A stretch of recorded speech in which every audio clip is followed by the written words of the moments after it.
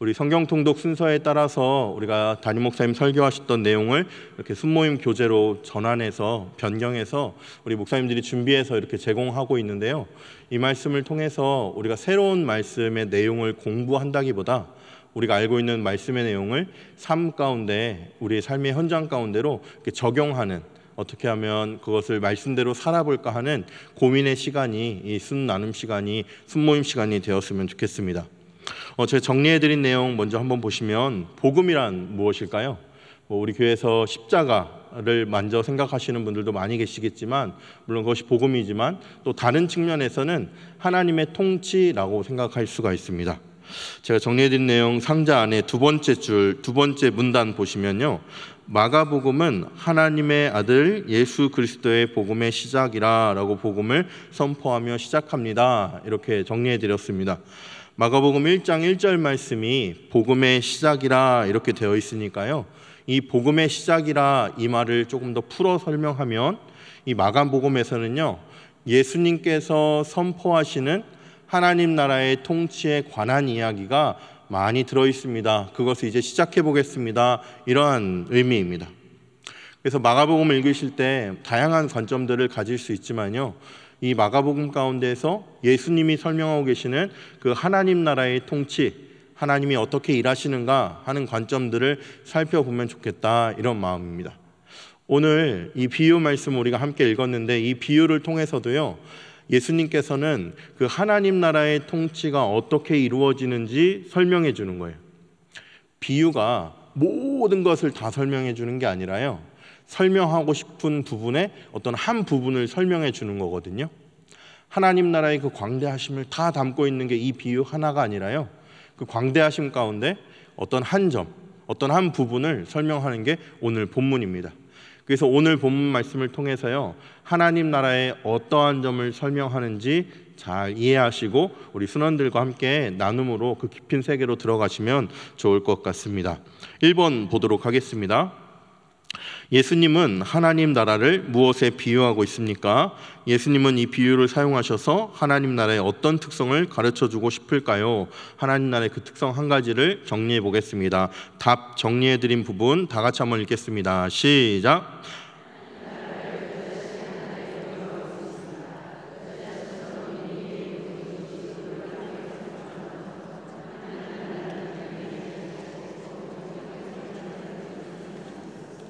네, 하나님 나라의 한 가지 특성, 미미해 보일지라도, 작게 시작하는 것 같을지라도 그것이 엄청나게 커진다는 그 특성이 있는 하나님 나라를 예수님은 지금 설명해 주고 계십니다. 그래서 이 미미해 보이기 때문에 이 겨자씨 하나를 가지고 설명을 한 거거든요. 제가 겨자씨 하나를 준비했는데요, 보이시나요? 보이세요? 네, 사실 없어요. 안 보여요. 준비해 왔어도 안 보여요. 그만큼 작아요. 제가 비슷한 크기가 뭐가 있나 봤는데, 조 아시죠? 조. 이렇게 뭐 잡곡 중에 조. 그거보다 조금 작거나 뭐 비슷하거나 그럴 것 같아요. 1mm가 채 안 되거나 조금 넘거나 그 정도. 네, 그 정도가 겨자씨인데요. 그렇게 작은 나무 하나를 해서 이렇게 키워놓은 사진을 보니까요, 나무 자체가 저보다 훨씬 더, 저의 한 2배 정도까지는 올라갈 만큼 이렇게 큰 모습을 볼 수가 있습니다. 이렇게 작은 씨앗 하나가 그렇게 나무처럼 커지는 그 모습을 통해서 하나님 나라가 미미하게 시작하지만 엄청나게 커지는 특성이 있다, 그것을 보여주고 계십니다. 자, 그러면 1번 문제는 이렇게 전체적인 비유에 대한 설명이라면요, 이제 우리는 2번에 집중해서 나눔 1번까지 진행을 해볼 거예요. 2번 제가 문제 읽겠습니다. 답을 한번 읽어주세요. 겨자씨가 자라 큰 가지가 되면 어떤 일이 벌어질까요? 네, 큰 나무가 되니까 공중의 새들이 거기에 와서 잠깐 쉬기도 하고, 거기에 있는 어떤 나뭇가지나 그 안에 사는 벌레나 이렇게 먹기도 하고, 그런 일들이 벌어집니다. 그래서 하나님 나라는 이렇게 작게 시작하지만요, 이렇게 커지게 되면 그 안에서 공중의 새들이 깃들어 살 만큼 그러한 공간이 된다, 그러한 평안한 곳이 된다, 이것을 예수님이 말씀해 주고 계십니다. 여기 정리해드린 내용의 두 번째 보면, 두 번째 줄에 시편 16편 9절은 이렇게 보이세요? 우리 16편 9절 말씀도 같이 읽겠습니다. 시작! 이러므로 나의 마음이 기쁘고 나의 영도 즐거워하며 내 육체도 안전히 살리니. 네, 시편 16편 9절이 바로 이 하나님 나라에 깃들어 사는 새의 마음을 표현한 구절인 거랑 동일합니다. 마음이 기쁘고요, 영도 즐겁고요, 육체도 안전합니다. 이 육체도 안전함은 목사님 설교하시면서 소망 가운데 산다 이렇게 표현해 주셨어요. 이 땅에서 살아갈 때 소망 가운데 살아가는 삶, 소망으로 풍성해진 삶, 그 평안한 삶을 육체가 안전하고 이러한 시인의 고백으로 우리는 받으면 된다 설명해 주셨습니다. 그래서요, 이렇게 큰 가지 안에 깃들어 있는 삶, 그것이 우리가 하나님 나라에 살아가는 삶입니다. 자, 그런데 우리는 이미 그렇게 살고 있잖아요. 우리 순장님들 정도 되시면 우리가 교회 안에서 신앙으로 살고 하나님 나라의 삶을 이 땅 가운데 살려고 애쓰고 계시는데, 그럼 우리는 어떻게 해야 되나? 우리는 순원들을 향하여서 그렇게 살아가도록 돕는 역할을 하는 게 우리 순장님들이시다. 그래서 담임 목사님 설교하시면서도요, 우리 충현교회 5대 목표 중에 하나, 천국 일꾼 양성, 천국 일꾼이 되었는가, 다른 사람들을 천국 일꾼이 되기까지 성장시키고 있는가, 이것을 한번 돌아보라 말씀하셨습니다. 나눔 1번 한번 보세요. 나눔 1번이 이렇게 되어 있습니다. 나눔 1번은 두 가지를 질문하고 있어요. 먼저 내가 그 안에 거하고 있는지를 돌아보는 거, 그리고 다른 사람이 그 안에 거할 수 있도록 돕고 있는가. 첫 번째 질문 보겠습니다. 나는 하나님 나라에 깃들어 살며 시편 16편 9절과 같은 고백을 드리고 있습니까?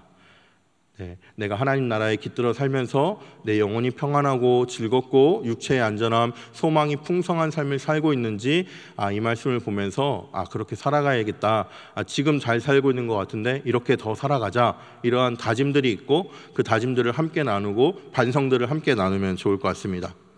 또한 뒷부분에 있는 두 번째 질문은요, 또한 천국 일꾼이 되어서 연약한 자들을 품어주고 있습니까? 지치고 방황하고 있는 영혼들을 이 하나님의 은혜 가운데, 그 하나님의 그 풍성한 가지의 그 평안한 삶 가운데로 초청하고 이 자리에 있게 하고 이 자리를 소개하고 그 일들을 하고 있는가, 이렇게 물어보시면 좋겠습니다. 우리 순전도를 하면서 아마 이 일들을 많이 하셨을 것 같아요. 그래서 많은 분들에게, 또 작년에도 했지만 실패했던, 어쩌면 그 전에도 어쩌면 수년째 수십 년째 복음을 전하고 초청하는 것들을 실패했지만 또 한 번 하시고 성공하신 분도, 또 한 번 실패하신 분도 계실 텐데, 우리가 그 일들을 열심히 하고 있습니다. 그래서 그 일들을 우리 순원들도 함께 해야 된다. 또 순원들 중에 열심히 하고 계시는 분은 지금 이 일들을 열심히 하고 있으니 하나님께서 분명한 때에 열매를 주실 것이다. 작고 미미해 보일지만 커지는 그 하나님 나라의 특성을 바라보면서 계속 나아가자. 이렇게 우리 같이 나눔으로 진행해 주시면 좋겠습니다. 자, 3번으로 넘어가도록 하겠습니다. 3번에서는 이제는 우리가 앞에 1번과 2번은요, 우리가 그 하나님 나라에 깃들어 드리는 새와 같은 관점에서 우리 자신에게 마음을 돌아보았다면요, 이제는 우리가 좋은 땅에 씌어진 열매처럼 그 열매를 맺고 있는가, 조금 다른 관점으로 바라보도록 하겠습니다. 3번 질문 읽고 여러분께서 답 읽어주시면 되겠습니다. 마가복음 4장 1절부터 20절에 나오는 씨 뿌리는 자 비유를 참고하면 작은 겨자씨라도 좋은 땅에 떨어지면 몇 배의 열매를 얻을 수 있습니까? 30배, 60배, 100배의 열매를 얻을 수 있습니다. 네, 좋은 땅에 뿌려진 씨앗이 30배, 60배, 100배의 열매를 맺어준다는 것을 알려주셨는데요, 그 과정이나 어떤 것이 좋은 씨인지, 어떤 씨앗이 뿌려지는지 그거에 대해서는 자세히 다루지 않으셨어요. 근데 목사님 설교하시면서 이 부분에 대해서 설명해 주셨는데, 작은 씨인 이 겨자씨 하나라도 좋은 땅에 뿌려졌을 때 30배, 60배, 100배의 열매를 얻게 된다. 이 작은 겨자씨가 좋은 땅에 뿌려질 것을 보며, 좋은 땅에 뿌려졌을 때 작은 겨자씨 하나를 보는 게 아니라 그 100배의 열매가 이루어질 그 큰 모습을 바라볼 수 있어야 된다. 그 이야기를 해주셨습니다. 설명해드린 마지막 줄 내용 한번 제가 읽어볼게요. 따라서 복음이 심기면 처음은 미미해 보일지라도 하나님의 역사가 임하여 엄청나게 커질 수 있다는 것입니다. 네, 여기까지 내용을 확인했다면 그것이 어떻게 이루어지는가 4번 질문에서 그것을 묻고 있습니다. 4번 질문 제가 읽겠습니다. 겨자씨를 보고 공중의 새가 깃들 수 있는 큰 나무를 볼 수 있는 것은 우리에게 무엇이 있을 때 가능합니까?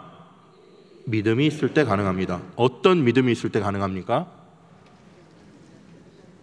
하나님이 통치하신다는 믿음, 하나님이 일하신다는 믿음. 하나님이 일하실 것이기 때문에 아주 작은 씨앗 가운데도 하나님이 일하시면 30배, 60배, 100배의 열매를 맺어질 거라는 그것을 바라볼 수 있다는 것입니다. 작은 씨앗을 보며 이 씨앗을 땅에 심고 잘 가꾸면 좋은 열매가 맺는 큰 나무가 될 거야. 이 믿음 가지고 농부들이 일을 하는 거잖아요. 그 믿음 없이 어떻게 될지 모르겠어 하는 그 사람에게 그 좋은 열매가 맺어지지 않습니다. 동일합니다. 하나님께서 이 작은 사람도 사용하셔서 큰 열매 맺는 귀한 일꾼을 사용하실 거야. 이 믿음 가지고 하나님께서 일하실 거에 대한 확신을 가지고 나아갈 때 우리가 큰 하나님의 역사를 경험하듯이 오늘도 그것을 우리가 믿고 있는가를 다시 한번 돌아볼 수 있는 부분입니다. 정리해드린 내용 세 번째 줄 끝쪽에 보시면 하나님 나라의 통치는 지금 미미해 보이지만 그것을 믿음의 눈으로 보아야 합니다. 그럴 때 하나님이 일하셔서 30배, 60배, 100배의 열매를 맺게 하실 것을 바라볼 수가 있습니다. 오늘 이 말씀을 나눌 때에는요, 이제 연말이 되고 새로운 일꾼들을 세워야 되고 또 내년에 함께할 사람들을 세워야 되는 시즌이 다가오고 있잖아요. 이쯤 되면 다들 전화도 잘 안 받으시려고 하고 막 그러시는데 우리가 순모임 가운데에서 우리가 좀 마음으로 품고 새로운 일꾼이 되었으면 좋겠다, 또 어떤 한 중요한 역할을 맡아주셨으면 좋겠다 하는 순원들을 향하여서 지금 이 믿음으로 자기 자신을 볼 수 있도록 인도해 주시면 참 좋겠습니다. 보통 어떤 사역을 권면하게 되면 저는 참 부족해서요, 저는 아직 어려서요, 저는 아직 믿음이 약해서요, 이렇게 연약한 것을 보면서 거기에 집중을 하는데 오늘 말씀의 근거에서 겨자씨에 집중하는 것이 아니라 그것을 통해 일하실 하나님의 역사, 하나님의 통치를 바라보면서 우리가 믿음으로 함께 감당해 봅시다 하는 마음으로 나눔을 해주시면 좋을 것 같아요. 나눔 2번 질문 제가 읽어볼게요. 우리는 종종 나는 부족하다, 나의 믿음은 연약하다 라고 고백합니다.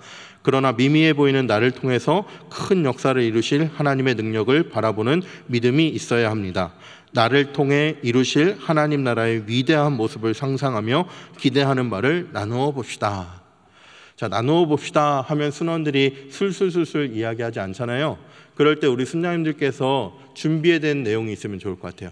순원들 한 사람 한 사람을 보면서 기도하면서 하나님이 이 사람을 통해서 이런 걸 기대하시겠구나, 그런 축복의 말을 이렇게 전해주시면 좋을 것 같아요. 순장으로 세우고 싶은데 계속 피하고 이런저런 이유를 대시고 이게 자신 있게 탁 세워지지 못하는 분이 계시다면 우리 집사님을 통해서, 권사님을 통해서 많은 순원들이 하나님께 더 가까이 나아갈 것을 기대하게 됩니다. 그러한 마음으로 제가 권면합니다. 이렇게 축복하는 말들을 한 사람 한 사람 성심껏 준비하셔서 이 나눔을 해봅시다 했을 때 말씀이 별로 없으신 그분을 향하여서 이렇게 축복의 말로 기대하는 바를 하나님의 마음을 전해주시면 좋을 것 같습니다. 네, 그러면 오늘 내용 잘 살펴주셔서 우리 순모임 가운데 풍성한 은혜의 나눔 있길 주님의 이름으로 기도하겠습니다. 제가 기도하겠습니다. 하나님 아버지 감사합니다. 오늘 이렇게 순장교육을 통하여서 하나님의 말씀을 배우게 하시고 또 어떻게 나눔을 진행해야 될지 짧게나마 생각해 보게 하시니 감사합니다. 하나님, 이 나눔을 통하여서 말씀이 우리의 삶 가운데, 말씀이 우리의 신앙의 삶 가운데 들어올 수 있도록, 말씀으로 살아내는 우리의 신앙의 삶이 될 수 있도록 하나님 함께하여 주시옵소서. 예수님의 이름으로 기도하옵나이다. 아멘.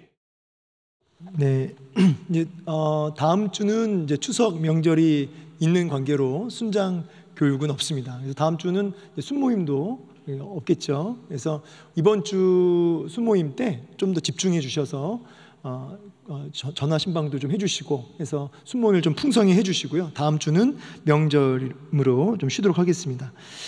그리고 이제 오늘 설교 시간에도 얘기해 주시고 이렇게 광고를 해주셨는데. 이제 사실은 이제 7단계 진행인 겁니다. 우리가 순전도가 끝난 거지만 사실은 이제 진짜 중요한 7단계가 진행 중이에요. 그래서 이제 추수감사절 그때를까지 기한으로 해서 영적 추수를 우리가 또 해야 된다. 이제 이런 비전을 가지고 진행하고 있는 겁니다. 그래서 추수감사절날 영적 추수한다. 그래서 등록을 이제 권면하고 또 같이 예배도 드리고 또 사실은 목사님께 부탁을 드려서 좀 신방도 좀 해주십시오. 그래서 새 가족들 신방도 해서 그래서 최대한 몸된 교회 안으로 세워질 수 있도록 그렇게 좀 적극적으로 돌아보는 그런 기간이에요. 그리고 이제 몇몇 그 연락이 온 것 중에 하나가 6단계까지 난 했는데 이거 과연 어떻게 뭐 선물을 어떻게 줄 거냐 뭐 이렇게 연락이 이제 오신 분들이 있는데 염려하지 마십시오. 이제 그 목사님들께 나는 6단계까지 했노라고 이렇게 말씀을 해주십시오. 그래서 목사님들 통해서 전수님 통해서 취합해가지고 또 6단계 완료하신 분들 약속대로 뭐 대단한 건 아닐지라도 이렇게 마음을 또 표하도록 하겠습니다. 그리고 이제 연말이기 때문에 우리 이제 순장님들 여러 가지 마음이 좀 뜰 수 있는데 이제 사명 끝까지 잘 감당하시고 또 전화 신방이나 순원들 돌아보는 거 한 영혼 한 영혼 돌아보는 거 체크해 주시고요. 좀 당부의 말씀드립니다. 여러분 이 순장이 섬기는 역할을 하면 하나님이 그에게 특별한 은혜와 복을 더하십니다. 그래서 이 귀한 자리가 영광된 자리임을 알고 끝까지 이 귀한 사명의 자리를 피하지 마시기를 또 더욱 충성하시기를 축복합니다.